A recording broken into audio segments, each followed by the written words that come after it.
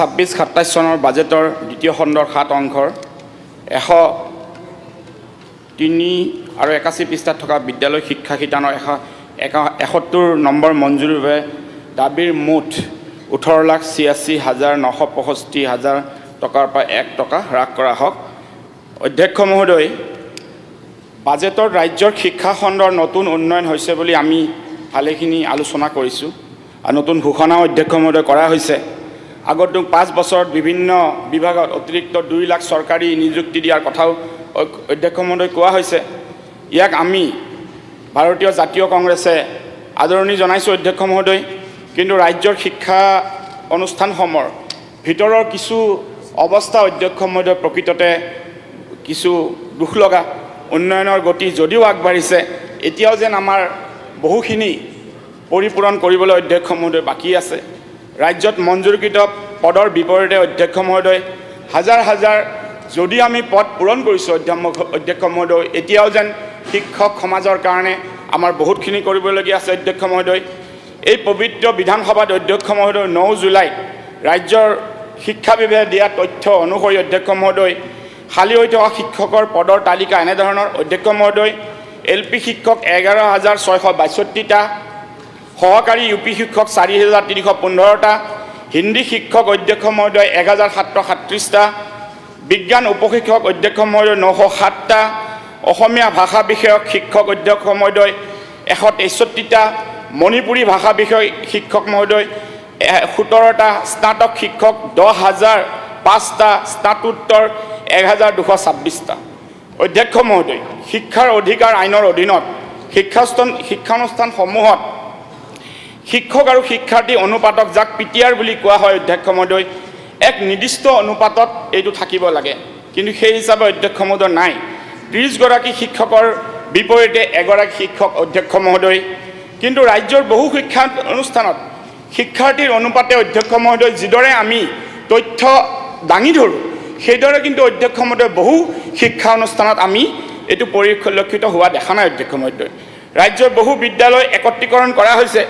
এমালগেমেশ্যন কৰাৰ পিছত আমি এইটো ভাবিছিলোঁ যে এমালগেমেশ্যনৰ জৰিয়তে সেই অঞ্চলটো শিক্ষাৰ ক্ষেত্ৰত আৰু শক্তিশালী ভেটি গঢ় লৈ উঠাব পৰা যাব অধ্যক্ষ মহোদয়। শিক্ষা বিভাগৰ তথ্যমতে অধ্যক্ষ মহোদয় 30:1 হিচাপত শিক্ষক নোহোৱা চৰকাৰী প্ৰাদেশিকৃত বিদ্যালয়ৰ সংখ্যা অধ্যক্ষ মহোদয়। নিম্ন প্ৰাথমিক বিদ্যালয় প্ৰায় 5,303, উচ্চ মাধ্যমিকত অধ্যক্ষ মহোদয় প্ৰায় 1,253, মাধ্যমিকত 821খন অধ্যক্ষ মহোদয় আৰু উচ্চতৰ মাধ্যমিকত 571খন অধ্যক্ষ মহোদয়। অধ্যক্ষ মহোদয়, ইউডাইচ প্লাছৰ জৰিয়তে শিক্ষাৰ্থী আৰু শ্ৰেণীকোঠাৰ অনুপাত ভিত্তিত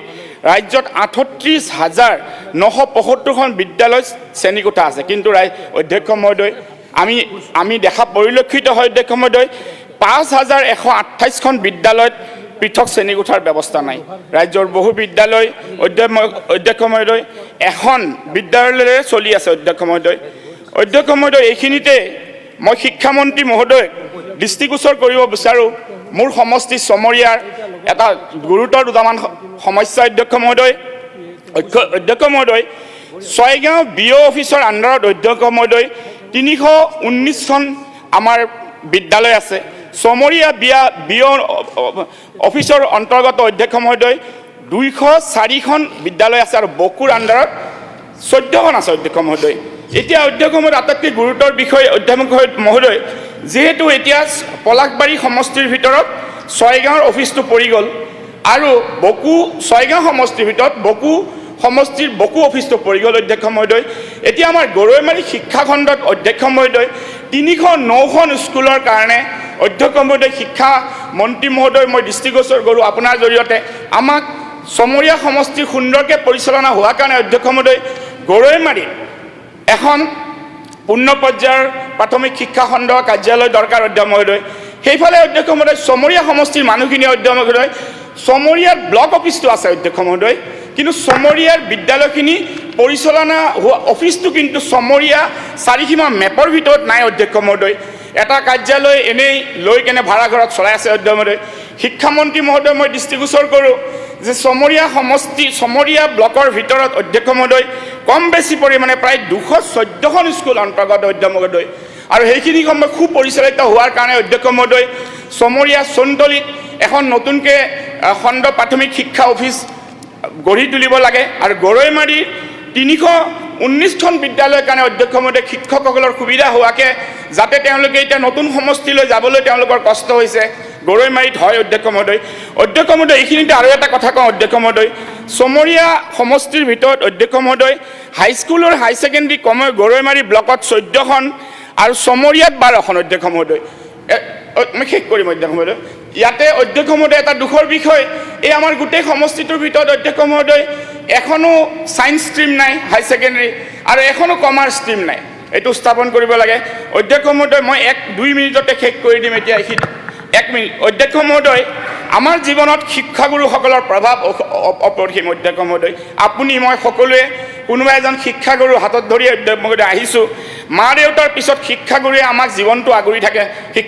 অধ্যক্ষ মহোদয় যিসকল শিক্ষাগুৰুৰ বাবে আমি লিখা পঢ়া শিকিলোঁ সেই শিক্ষাগুৰুসকলৰ সমস্যা সমাধান কৰাৰ ক্ষেত্ৰত আমি যাতে আমাৰ এই সদনে এটা ইতিহাস ৰচনা কৰিব পাৰে মন্ত্ৰী মহোদয়ৰ এইখিনি কথা মই দৃষ্টিগোচৰ কৰিলোঁ ধন্যবাদ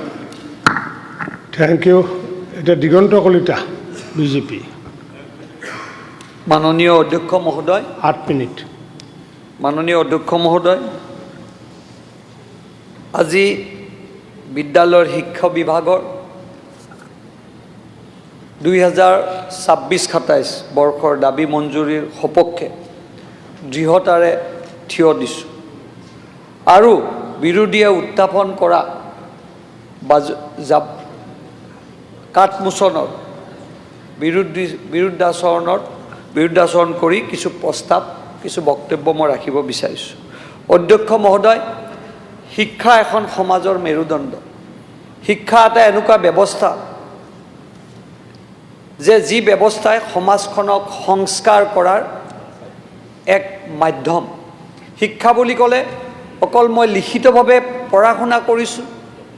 সেইটো শিক্ষাকে অকল নুবুজায় কাৰণ আমাৰ অগ্ৰজসকলে আমাৰ আটা আইতাসকলক আমি ক'ত দেখিছিলোঁ পঢ়া শুনা কৰা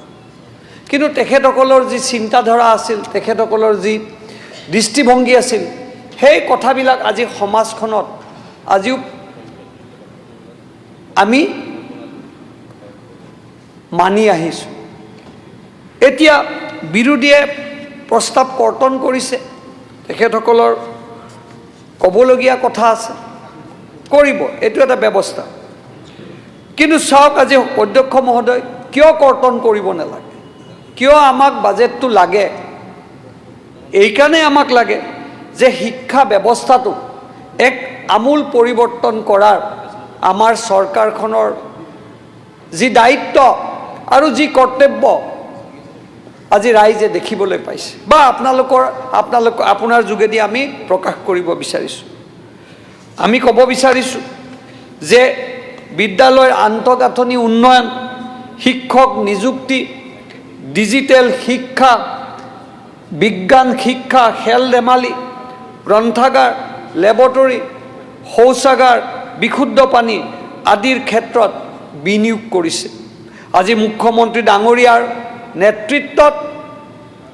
আজি শিক্ষা বিভাগত এটা পৰিৱৰ্তনৰ নতুন যাত্ৰা আৰম্ভ হৈছে আৰু ইয়াত আমাৰ শিক্ষামন্ত্ৰী ডাঙৰীয়াই এক গুৰু দায়িত্ব পালন কৰিছে আজি মই আপোনালোকক ক'ব বিচাৰিছোঁ যে নতুন শিক্ষানীতি এই শিক্ষানীতিত কি বুজাইছে মাতৃভাষাক শিক্ষাত উৎসাহিত কৰা স্কিল ইনোভেশ্যন আৰু গৱেষণাৰ ওপৰত গুৰুত্ব দিছে ছাত্ৰ ছাত্ৰীসকলক কেৱল পৰীক্ষাৰ বাবেই নহয় জীৱনৰ বাবেও সাজু কৰাৰ এক ব্যৱস্থা অধ্যক্ষ মহোদয় জৰাজীৰ্ণ হৈ থকা স্কুলবিলাক আজি নতুনকৈ নিৰ্মাণ কৰাত কেন্দ্ৰীয় চৰকাৰৰ যি এডুকেশ্যন পলিচি বা ৰাজ্য চৰকাৰৰ যি অনুদান এক নতুনত্ব পাবলৈ সক্ষম হৈছে আমি ক'ব বিচাৰিছোঁ অধ্যক্ষ মহোদয় এটা সময় আছিল যে আমিও মাটিৰ ফ্ল'ৰত বা মাটিত পঢ়ি পেলাই আমি শিক্ষাদান কৰিছিলোঁ, যদিও আমাৰ গুৱাহাটীত জন্ম। মোৰ এতিয়াও মনত আছে, নুনমাটিত আমি যেতিয়া পঢ়িছিলোঁ, আমি মাটিত পঢ়ি পাঠদান কৰিছিলোঁ। তাৰ পৰিৱৰ্তে আজি কম্পিউটাৰৰ যুগ আহিল, তাৰ পৰিৱৰ্তে আজি নতুনত্বৰ যুগ আহিল, তাৰ পৰিৱৰ্তে আজি AI লৈ পৰিৱৰ্তন হ'ল। শিক্ষা বিভাগত নিযুক্তিৰ ক্ষেত্ৰত মুখ্যমন্ত্ৰী ডাঙৰীয়াই 2013ত টেট শিক্ষা নিযুক্তি দি এটা নতুনত্ব অনাৰ প্ৰয়াস কৰিছিল। আমাৰ এতিয়াও মনত আছে যে এনেকুৱা শিক্ষা, এনেকুৱা নিযুক্তি আমি ষ্টেডিয়ামত পাতি পেলাই সেই নিযুক্তি প্ৰদান কৰিছিল। অৱশ্যে হয়, তেতিয়া আমি বিধায়ক নাছিলোঁ, আমি দেখিছিলোঁ তেখেতৰ চিন্তাধাৰা। সেইবাবে আমি আজি চৰকাৰখনে শিক্ষকৰ যোগেদি ছাত্ৰ ছাত্ৰীসকলক বিনামূলীয়া পাঠদান, বিনামূলীয়া ইউনিফৰ্ম, PM পোষণ, বৃত্তি, স্বাস্থ্য পৰীক্ষা, ডিজিটেল শিক্ষা, বিভিন্ন শিতানত চৰকাৰে গুৰু দায়িত্ব পালন কৰিছে। আজি উদাহৰণস্বৰূপে নতুন অংগনবাদী ঘৰ, মডেল অংগনবাদী ঘৰবিলাক এটা নতুনত্ব পাবলৈ সক্ষম হৈছে। কিয়? তাতোতো শিক্ষাদান কৰা হৈছে। তাৰ কাৰণে ভোজনৰ যি ব্যৱস্থা, তাত স্বাস্থ্যৰ ব্যৱস্থা, এইটোও এটা শিক্ষাৰ মাজত প্ৰচেষ্টা। আজি আপোনাক ক'ব বিচাৰিছোঁ, প্ৰত্যেকটা বিধানসভা সমষ্টিত মডেল হাইস্কুল, য'ত আমি ক্লাছ 1ৰ পৰা ক্লাছ 12লৈ, ক'ৰবাত ক্লাছ 1ৰ পৰা ডিগ্ৰীলৈকেও এই ব্যৱস্থা আমি দেখিবলৈ পাইছোঁ। এইবিলাকে আমাক চৰকাৰখনৰ বা ৰাইজৰ যি শিক্ষা ব্যৱস্থাত নিশ্চয় দৃষ্টিগোচৰ হৈছে। মই বিৰোধীক এটা কথাই ক'ব বিচাৰিছোঁ যে আপোনালোকে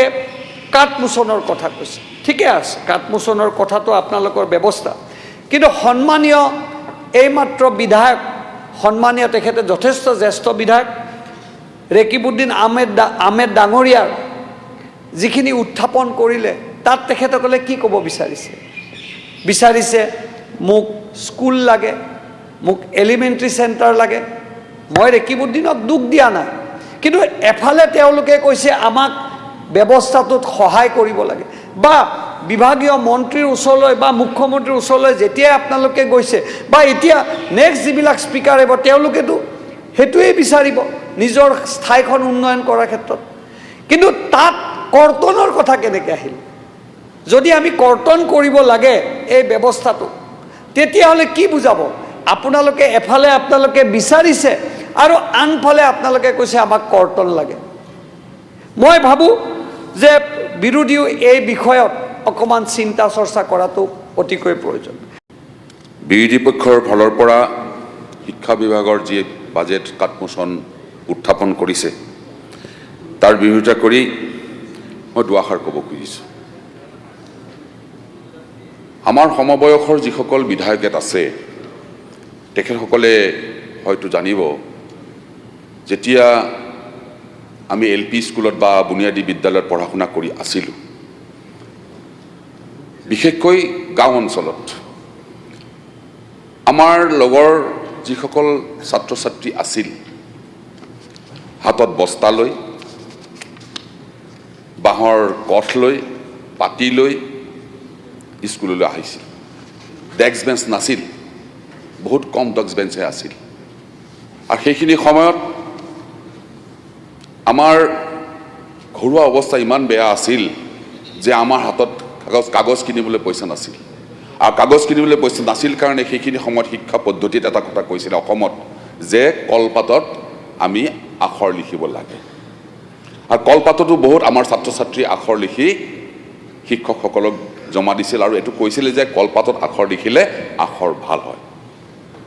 আৰু বহুত সময়ত দেখা গৈছিল, সেইখিনি সময়ত যিসকল ছাত্ৰ ছাত্ৰীয়ে স্কুললৈ আহিছিল, এই স্কুললৈ অহা ছাত্ৰ ছাত্ৰীয়ে এমুঠি ভাত মুখত লৈ আহিব নোৱাৰিছিল। এই গোটেই কথাখিনি আহি পাৰ হৈ যেতিয়া এইখন চৰকাৰ আহিল, NDA চৰকাৰ, অসমত BJP আৰু মিত্ৰজোঁটৰ চৰকাৰখন আহিল, এই চৰকাৰখন অহাৰ লগে লগে মাননীয় মুখ্যমন্ত্ৰী ডক্টৰ হিমন্ত বিশ্ব শৰ্মা ডাঙৰীয়া, শিক্ষা বিভাগৰ মন্ত্ৰী মাননীয় ৰণোজ পেগুৰ জৰিয়তে বা ৰণোজ পেগুৰ দ্বাৰা অসমৰ শিক্ষা ব্যৱস্থাৰ পদ্ধতি কেনেকৈ উন্নত কৰিব লাগে এই চিন্তাত অৱতীৰ্ণ হ'ল আৰু অৱতীৰ্ণ হোৱাৰ লগে লগে অসমৰ এই সময়খিনিত এই সময়ছোৱাত যোৱাটো বিগত সময়ছোৱাত আৰু এতিয়া বৰ্তমান আমি এইখন চৰকাৰে অসমৰ শিক্ষা পদ্ধতিৰ ক্ষেত্ৰত যিটো আমি আগুৱাই যাবলৈ সক্ষম হৈছোঁ সেইখিনি আগত আমি কেতিয়াও দেখা পোৱা নাছিলোঁ প্ৰধানমন্ত্ৰী চাহ বাগিচা চাহ শ্ৰমিক প্ৰোৎসাহন যোজনা PMCSPY অধীনত ছাত্ৰ চাহ বাগিচাৰ বিদ্যালয়সমূহৰ 3,394 গৰাকী শিক্ষক আৰু 4,332 গৰাকী প্ৰধান শিক্ষকৰ দক্ষতা বৃদ্ধিৰ বাবে প্ৰশিক্ষণ প্ৰদান কৰা হৈছে তেনেদৰে নিপুণ অসম অধীনত যোৱা 3 বছৰ 3.72 লাখ শিক্ষকক প্ৰশিক্ষণ দিয়া হৈছে অৰ্থাৎ শিক্ষকক প্ৰশিক্ষণ দিয়াৰ কাৰণটো হৈছে যে সেইসকল শিক্ষকে যাতে আমাৰ উঠি অহা ছাত্ৰ ছাত্ৰীক ভালদৰে শিক্ষা ব্যৱস্থাত তেখেতসকলে মনোযোগ দিব পাৰে শিক্ষা দিব পাৰে এইবিলাক কথালৈ আৰম্ভ কৰিছে আনকি দেখা গৈছে যে সেইদিনাখন মই এজন শিক্ষকক পাইছিলোঁ তেওঁ ইংৰাজী বিষয়ত তেওঁ প্ৰশিক্ষণ লৈ আছে ইংৰাজী বিষয়ত প্ৰশিক্ষণ লোৱাৰ কাৰণে কৈছে ইংৰাজীটো BA পাছ MA পাছ ল'ৰা মাষ্টৰ কাম কৰিছা ইংৰাজী বিষয়ত প্ৰশিক্ষণ ল'বলৈ কি আছে তেতিয়া কৈছে যে যিসকল আমাৰ ৰিচোৰ্চ পাৰ্চনে আমাৰ শিক্ষকসকলক শিক্ষা দিছে যে CHৰ উচ্চাৰণ কি হ'ব SHৰ উচ্চাৰণ কি হ'ব অকল Sৰ উচ্চাৰণ কি হ'ব অকল Cৰ উচ্চাৰণ কি হ'ব এই বিষয়লৈ আমাক এইসকল ৰিচোৰ্চ পাৰ্চনে আমাক শিক্ষা দিছে যে CH হ'লে চ হ'ব SH হ'লে স হ'ব আমি সকলো অসমীয়া মানুহ আমি জানো অসমত থকা বসবাস কৰা মানুহে আমি সদায় কওঁ চেকখন দে ইজ নট চেক এই যে শিক্ষাৰ পদ্ধতি কৰিবৰ কাৰণে শিক্ষা দিবৰ কাৰণে ইংৰাজী বিষয়ত যিসকলক শিক্ষকক এই প্ৰদান কৰা হৈছে প্ৰশিক্ষণ প্ৰদান কৰা হৈছে এয়া হৈছে আমাৰ শিক্ষা পদ্ধতিক উন্নতিকৰণ কৰা PM পোষণ অধীনত চাহ বাগিচাৰ বিদ্যালয়সমূহত 3,394 গৰাকী শিক্ষক আৰু 4,332 গৰাকী শিক্ষক প্ৰধান শিক্ষক দক্ষতা প্ৰশিক্ষণ নিপুণ অসমৰ যোগেদি 3 বছৰত 3.72 লাখ শিক্ষকক প্ৰশিক্ষণ দিয়া হৈছে PM পোষণ অধীনত 43,785খন বিদ্যালয়ৰ প্ৰায় 37.47 লাখ শিশুৱে পুষ্টিকৰ মধ্যাহ্ন ভোজন লাভ কৰিছে এই কাৰণে পুষ্টিকৰ মধ্যাহ্ন ভোজন লাভ কৰিবৰ কাৰণে এই ব্যৱস্থা কৰা হৈছে মই আগতে কৈছোঁ যে আমাৰ বহুতো ছাত্ৰ ছাত্ৰী আমাৰ বয়সত ঘৰত সেইদিনলৈকে কেইখনমান 3খন বিশ্ববিদ্যালয় আছিলে এতিয়া কেইবাখনো বিশ্ববিদ্যালয় আমাৰ সৃষ্টি হৈছে আৰু গৱেষকসকলক যিসকলে গৱেষণা কৰিব এই গৱেষকসকলৰ কাৰণেও ব্যৱস্থা কৰা হৈছে মুখ্যমন্ত্ৰীৰ জীৱন অনুপ্ৰেৰণা আঁচনিৰ জৰিয়তে 2,112 গৰাকী গৱেষক ছাত্ৰ ছাত্ৰীলৈ এককালীন 25,000 টকাকৈ আগবঢ়োৱা হৈছে লগতে মুখ্যমন্ত্ৰীৰ জীৱন প্ৰেৰণা আঁচনিৰ অধীনত 48,364 গৰাকী স্নাতকক প্ৰতি মাহে 2,500 টকাকৈ ধন প্ৰদান কৰা হৈছে গতিকে মই আশা কৰিছোঁ যে এইখন চৰকাৰে যি শিক্ষা বিভাগত যি ব্যৱস্থা গ্ৰহণ কৰিছে মাননীয় মুখ্যমন্ত্ৰী ডক্টৰ হিমন্ত বিশ্ব শৰ্মা ডাঙৰীয়াই প্ৰতিটো কথাতে প্ৰতিটো মুহূৰ্তত শিক্ষা বিভাগৰ কি উন্নতি হ'ব লাগে শিক্ষা বিভাগ কেনেধৰণে উন্নতিৰ পথত আগবাঢ়ি যাব লাগে আমাৰ ছাত্ৰ ছাত্ৰীসকলে কেনেকৈ অধ্যয়নৰ জৰিয়তে নিজৰ মস্তিষ্ক বিকাশ কৰি উচ্চ পৰ্যায়ৰ শিক্ষা গ্ৰহণ কৰিব লাগে বিভিন্ন দক্ষতা উদ্যমিতা এই শিক্ষাৰ জৰিয়তে আমাৰ ল'ৰা ছোৱালী যাতে প্ৰায় প্ৰেক্টিকেল শিক্ষা গ্ৰহণ কৰি আমি কাম কাজত লাগিব পাৰোঁ এই ব্যৱস্থা মাননীয় মুখ্যমন্ত্ৰী ডক্টৰ হিমন্ত বিশ্ব শৰ্মাই যি ব্যৱস্থা গ্ৰহণ কৰিছে